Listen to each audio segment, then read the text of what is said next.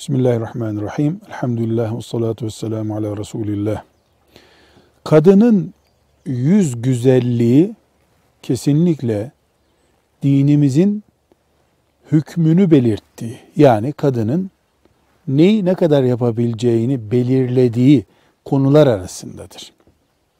Kadının dudak bakımı, göz kirpiği bakımı, kaşları, makyajı veya pudra ve benzeri kremvari şeyler kullanması, bilhassa yüzünü güzelleştirmek için bir çalışma yapması, şeriatımızın kocasının bakımında olduğu zamanlar, yani kocası için gerçekleştirdiği zamanlar, dinimizin emrettiği şeylerdendir. Müslüman kadın, yüz bakımı olan kadındır. Hiçbir şekilde Müslümanın eşinin, yani Müslüman bir erkeğin eşi olan hanımın yüz bakımına engel olma hakkı yoktur.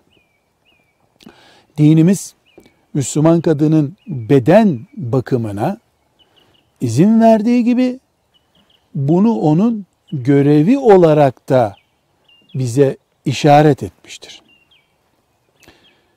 Ancak Müslüman kadının eşi dışındaki erkeklerin önünde ne yüz bakımı ne de el bakımı yapması mümkün değildir. Yani kadın erkeklere karşı bir fitne oluşturacağı zaman, erkeklere karşı bana bak anlamında gelecek bir bakım yapması, masraf yapması haramdır. Bunun adı fitnedir. Bunun adı teberruçtur. Yani kadının kendisini teşhir etmesidir. Kaş bakımı, kirpik bakımı, dudak bakımı, yüz bakımı hepsi mümkündür, caizdir.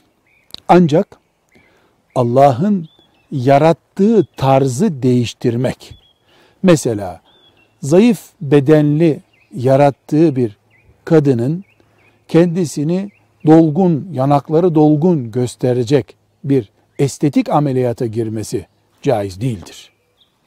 Ama bir trafik kazasından sonra, filanca hastalıktan sonra bedende oluşan arızayı gidermek için estetik ameliyat yapması caizdir, mümkündür.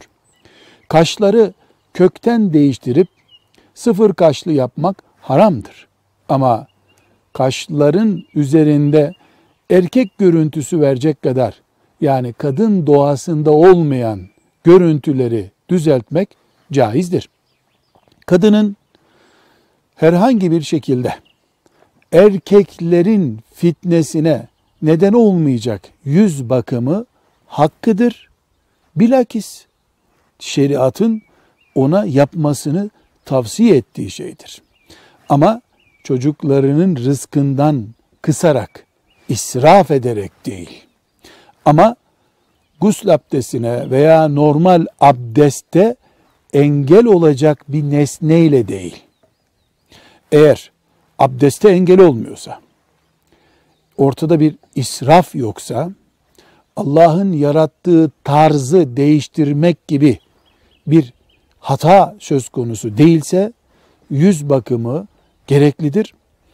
Fitneye sebep olduğu zaman kayınlarını, komşularını, kocasının arkadaşlarını fitneye düşürecek bir tarz olduğu zaman sakıncalıdır, haramdır.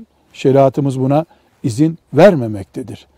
Sürdüğü ruj veya her neyse, eğer abdeste engel olacak bir tabaka oluşturuyorsa caiz değildir.